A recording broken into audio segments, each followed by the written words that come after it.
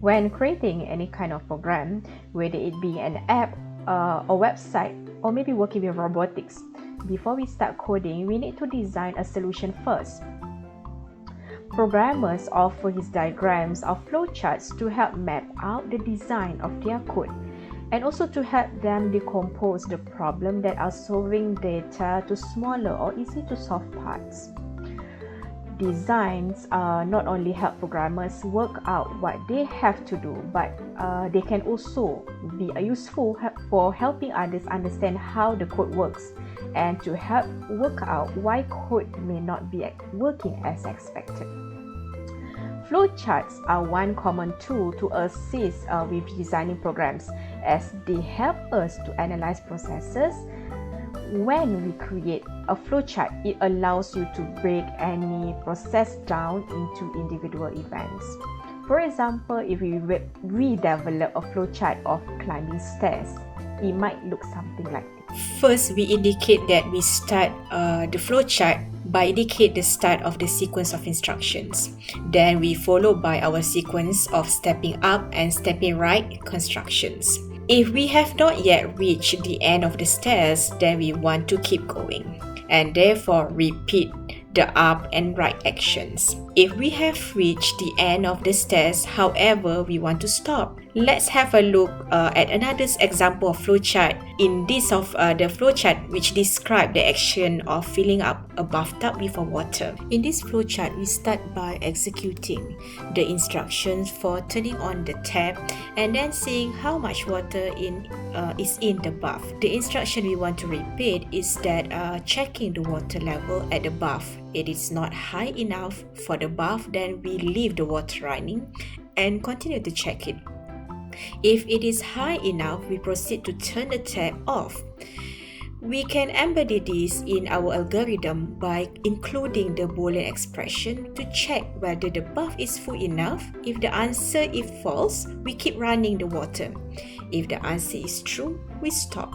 Remember that this process of breaking our problem down into smaller instructions is a computational thinking process we refer to as decomposing a position.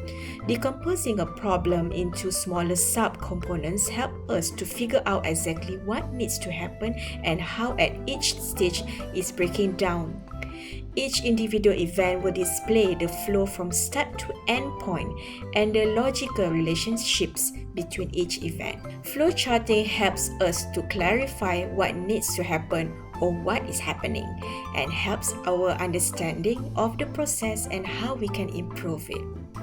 Flowchart in programming involves the use of a particular set of symbols. These symbols are used to provide a consistent approach to flowcharting designs, and it makes it easier for others to read our flowchart designs and also understand the key processes.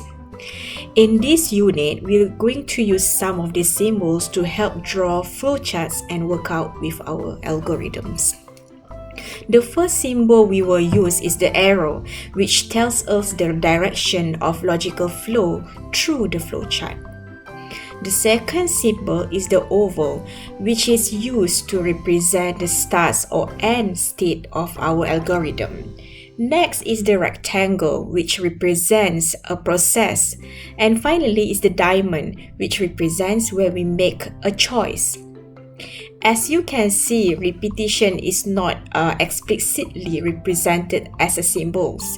It comes from the inclusion of choice in our algorithm, where we can either choose to be forward to a new instructions or we can choose to repeat instructions we have already seen.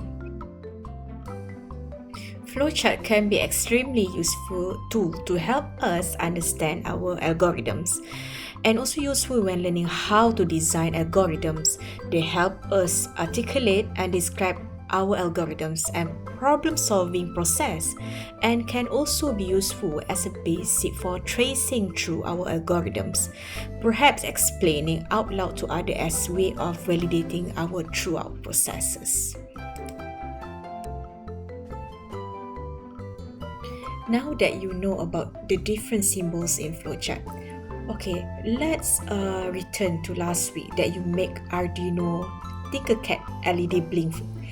So Let's begin with the flowchart, and this is the simplest flowchart. Let's explain this. When the program starts, an LED is turned on, which remains on for 1000 milliseconds or equal 1 second. Then it turns off, and finally the program ends.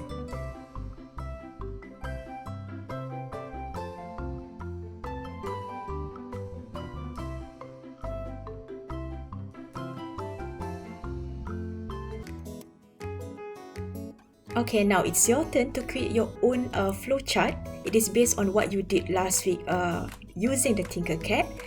You need to come up with your flowchart of 3 LED blink. Okay, you may click below link to submit your assignment for week 3. That's all from me now. Bye!